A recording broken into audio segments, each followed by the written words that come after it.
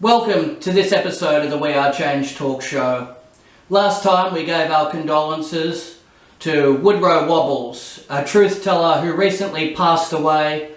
I went to visit George in intensive care, as well as phoning through the day before he died.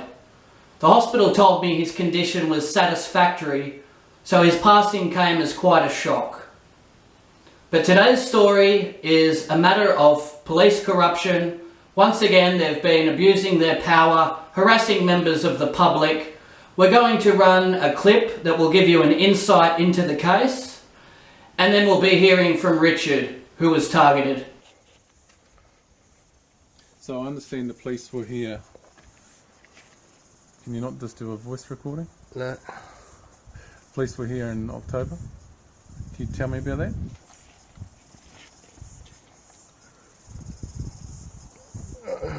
What do I need to talk to you about that for? Just so we can get some background on why I've come here this afternoon. Well, obviously you already know then.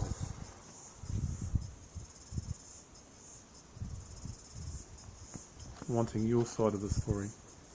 Well, you've already had my side of the story. Okay. And can you explain why you continue to post things online about Post the what? government? What? Hanging members of parliament, etc. Well, what's wrong with that? It's my opinion. Do you think that's appropriate to post those things online? Well, you're a communist, treasonous government that are hell-bent trying to enslave us all. Okay, that's your opinion. So how can we resolve this issue with you continuing to post stuff online? That's inappropriate. You can't. It's the freedom of speech. You can't stop me from saying what I think is true. When it does offend people, it does become Well, an what offence. you're doing is offending me. How am I offending you? Because you're the thought police. You're coming around here telling me I can't say what I like. That is incorrect. No, it's I'm not. just asking you to think about what you're putting on there, but because there's a fine line between freedom of speech and becoming... Totalitarian No, government. that's not... And that's what you are. You're a Becoming an totalitarian police. You're the Nazi police. Okay.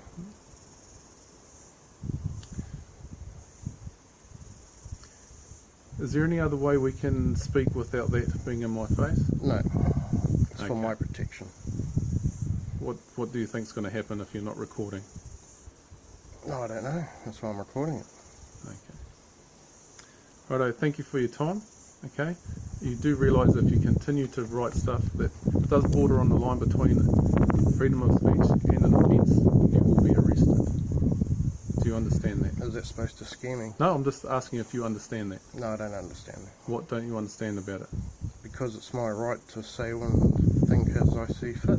Yeah, I'm not telling you how to think. I'm saying what Yes, you're you are. posting online. Yes, you are. There's You're a telling fine me line what I can between and can't an do, and you offence can't do that. and freedom of speech. You can't do that. Okay. You can't do that because So I'll leave it at that. you're So not thank even you a for real your cop time. anyway. You're in civilian clothing very with a much. jacket on. Both of you are in civilian clothing with jackets on. You know, it's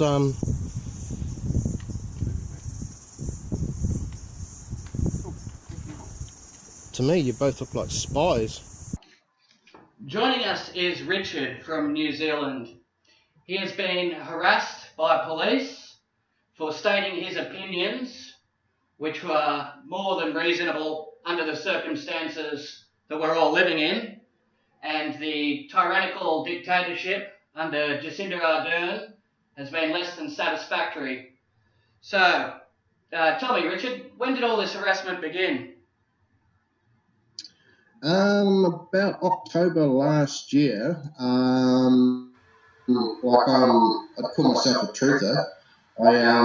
Been online for a long time, and I just share the truth. You know, I'm a truth seeker.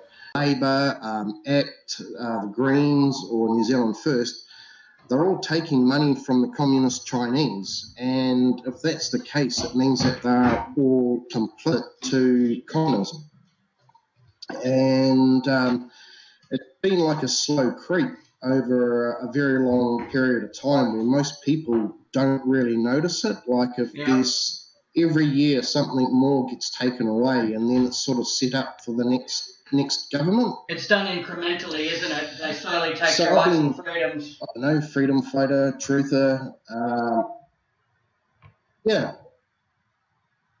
Yeah, you don't see it all happen at once. They do it in small steps, but it's like one after the other. Each time one is done, it doesn't stop. There's the next one that sets it up for the next one and the next one.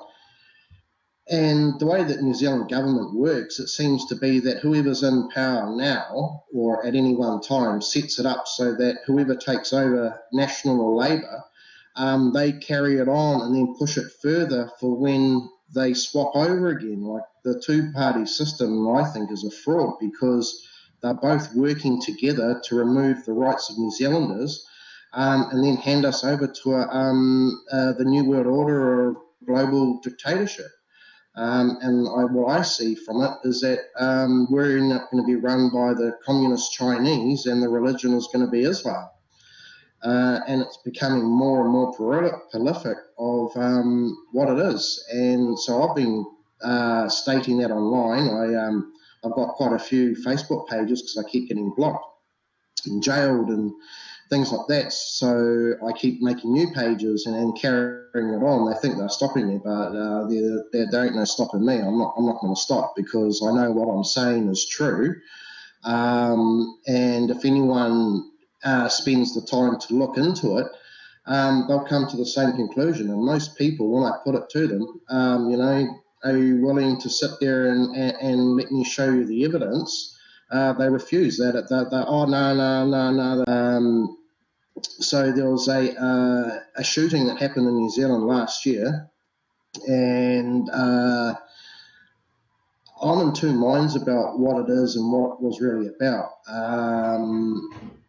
Because I get called being a conspiracy theorist and all this, I look for details. Yeah.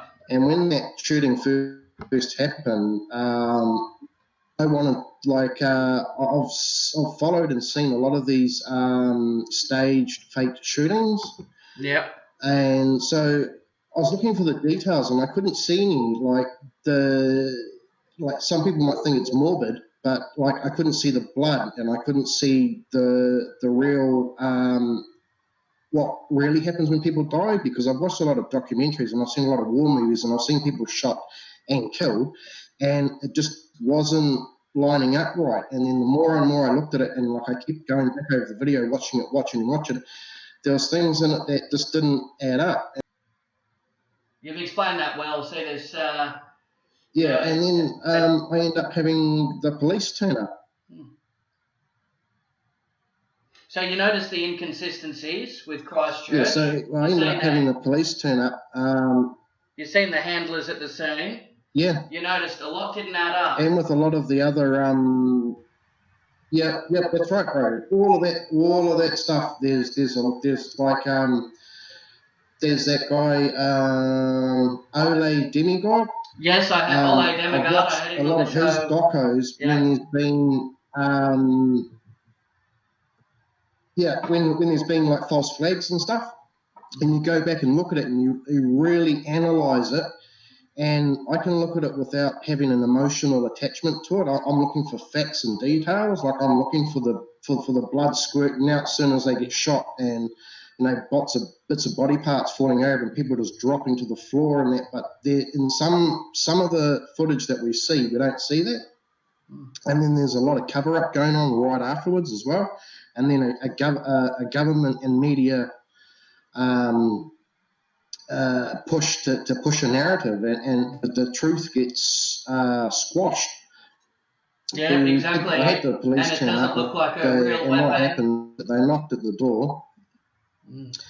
I didn't know who it was. And so talk us through so talk us through the police encounter. They knocked on the door, and because I'm in a small one-bedroom converted flat. Now, it used to be a car garage, and it's like a little holiday house thing that I live in now. And stuck my head out the door, and I saw that there was two policemen there, and I was like, holy shit. So my curtain's behind me, I slammed the sliding door shut, pulled the curtains, turned the radio up really loud, I was thinking, shit, if these guys are about to bust me, I've got to have this on camera. So I went and sat down on the couch. I turned my radio up, got my camera ready, sitting there waiting to, break into the house, and say, oh, you're under arrest. And they kept on knocking on the door, calling my name. I asked anything. And I was in there I was locked up inside for about 15 minutes. And then my next door neighbour, I could see her shadow had come up behind the door there. She came and knocked on the door, and she was calling my name out, and I didn't see anything. I just sat there, and I think I stayed inside for about an hour. Mm-hmm. And then I sort of stuck my head out to see if there was anyone there. And there wasn't, but at the same time, I was online, went straight to a lawyer saying, oh, look, I've just had the police turn up, what are my rights? And got hold of a couple of my friends that are online and said, oh, look, I've had the cops turn up. Might be best if you unfriend me and just come and drive past my house and see if there's any paddy wagons or anything going on. Mm-hmm. And my friends got back to me and said, oh, no, I can't see anything.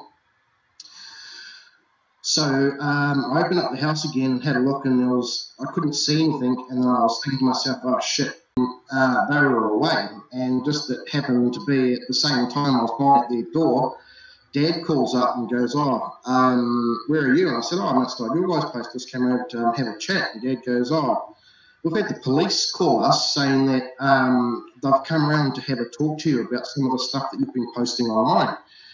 And I was like, oh, because I saw them turn up. I didn't speak to them. I said I closed the curtains, I closed the doors and everything so they couldn't talk to me. And I said I thought that they were going to break in like how I've seen and heard online before, the police forcing themselves in.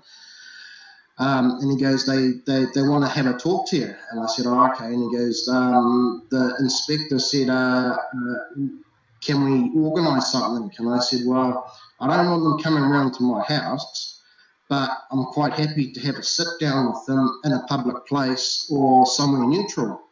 And Dad goes, okay, then what he'll do is that he'll pull back this guy and tell him that, and he'll get back to me. So I left their place and came back home. Dad rings back at about 15 minutes and goes, okay, what they said is that they'll come around to their place tomorrow and we'll have a talk about it. And I was like, oh, yeah, no, that's all good. So the following day, I went round to Mum and Dad's. Dad was at work, Mum was gone. And I started telling Mum what my theory on it all was, and she was just like, no, you're wrong. And then they turned up, these two cops. They had their video cameras on, but they took about 4.5 minutes to knock at the door. Like I was sitting at Mum and Dad's house, I could see them walk up the side of. They stood there for a few minutes, so obviously they're turning the cameras and everything on. Mm-hmm. And you did a very good job of doing that. As soon as you noticed, are you Richard? And I said, yep. As soon as you noticed you came under police attention, and you did a very smart thing. You switched your camera on. You made sure everything was documented on video, so that way you always keep the police accountable of their actions, and they're not going to pull any underhanded techniques or play those dirty games that we know that they're used to doing. So that was very smart. You communicated well with them. They tried to trick you up here and there, but you answered everything very politely. You remained calm. And very good way to handle that. Richard? Thank you. What thank you. Took place next?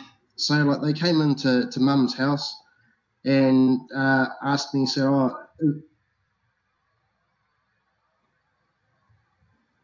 they came into Mum's house and said, do you know why we're here? And I said, no. And they said, oh, well, we've had a complaint because you keep saying you want to hang corrupt politicians. And I said, yes, I've said that. And I've said that to quite a few of them. And he goes, well, we've had reports from the top of the North Island to the bottom of the South Island of you telling all of the politicians in the government that if you ever became to government, you'd have them all hung for treason.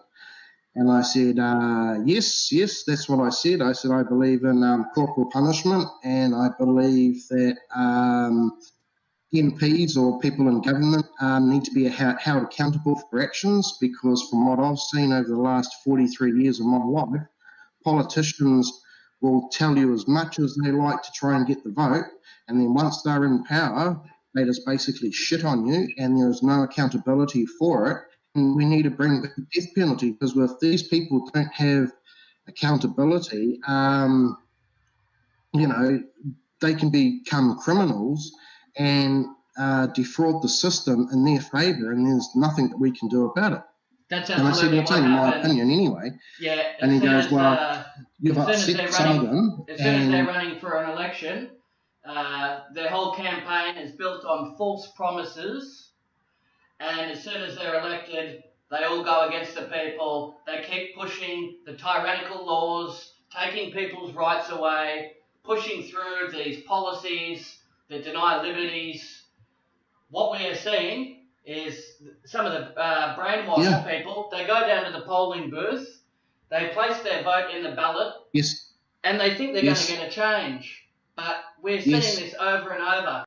And so they said, oh, have you been saying all of this? And I said, yep, I admit to it, and I don't have a problem, saying what I think is right and true. I do believe that we need some sort of accountability, because these politicians basically lie through their teeth.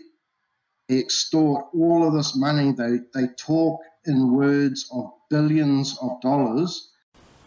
Well, that concludes today's episode. Consider making a donation to the PayPal account. Your generosity helps keep this operation running. And I'll catch you on the We Are Change talk show next time, where we expose corruption.